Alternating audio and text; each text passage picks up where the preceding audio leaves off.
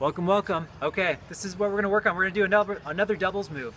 Now we're gonna go split time, same direction, but we're not gonna do weaves, which is the most common split time, same direction, which is this. If you wanna learn this, we'll probably work on it soon, but I just feel like a lot of people already know that, so I wanna kinda give something new to people. So this is what we're gonna be working on. Split time, same direction into this.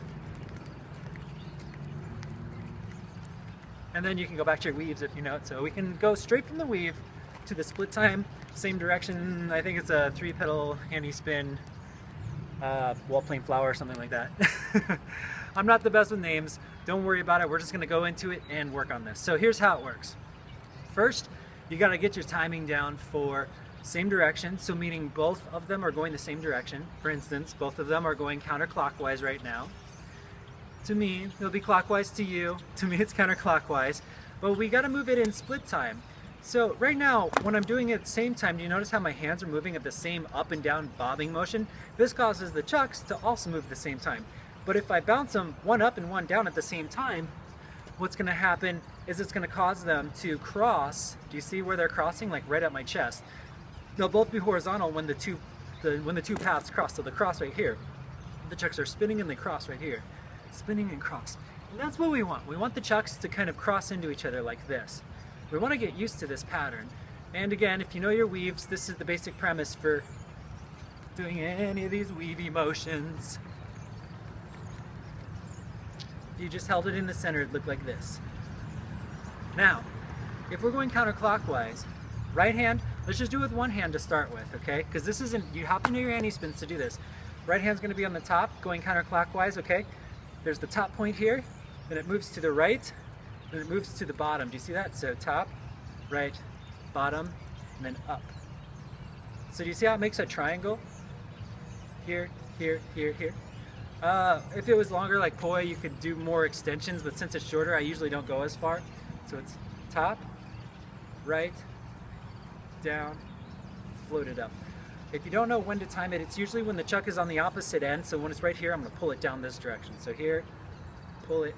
Again, once it's kind of in the opposite side, I'm gonna pull it down to the opposite direction. And then this is gonna float up. So as soon as this kind of is moving to the outside, it's gonna float all the way up like this. So here, here, here, here. See if you can just do this motion first. It's an anti-spin motion, and we've worked on this before, so I'm not gonna get into that too much. But you do have to do 3-petal anti-spins to be able to get this motion down. The only thing is we're gonna do 2 3-motion pedal anti-spins in different ways, okay? So if you can get this part, you're awesome. If you can't, take it nice and slowly. 1 to 2 to 3, and then pull it straight up. The other one's gonna start off, we're doing the left hand now. We're gonna start off at the bottom. So this hand's up here, this one's on the bottom.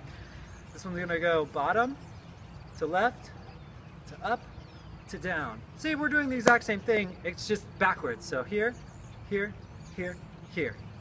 The other hand is going here, here, here, there. You can just do this with your hands to start. Get this down really good.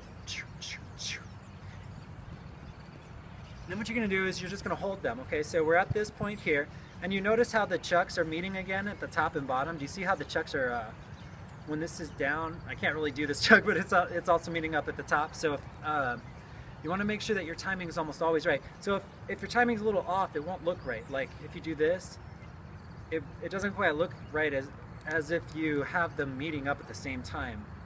So the top and the bottom meet in the center, and then as soon as it meets, the moment it passes is when we pull out to this point here. So here, as soon as they meet, pull to this direction, and it's kind of the same thing. The moment they meet in the center again, we're gonna pull it down and up.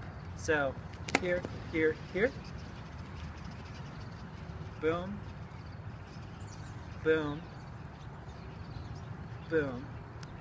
All right, and then the last one is when this chuck is up and this one's down, we're gonna switch sides basically to where it's up and down, and we're actually gonna start back to where we were. So 1, 2, 3, 4. 1, 2, 3. I'm sorry, 1, there's no 4. 2, 3, 1, 2, 3, 1, 2. 3. It looks so easy, right? It's only like 3 motions, but the fact that you're doing anti-spins and that you're trying to coordinate 2 at the same time can be difficult. So do not fret if you can't get it. Just remember that your timing is everything, and if you start to lose your timing, always go back to this. You may have to do this for a couple days before you can even get this move, okay?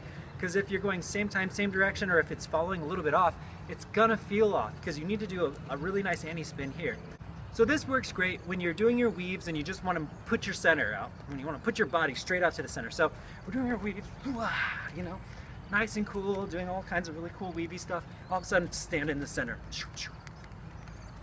Then we're back to weaves, and we catch. Enjoy.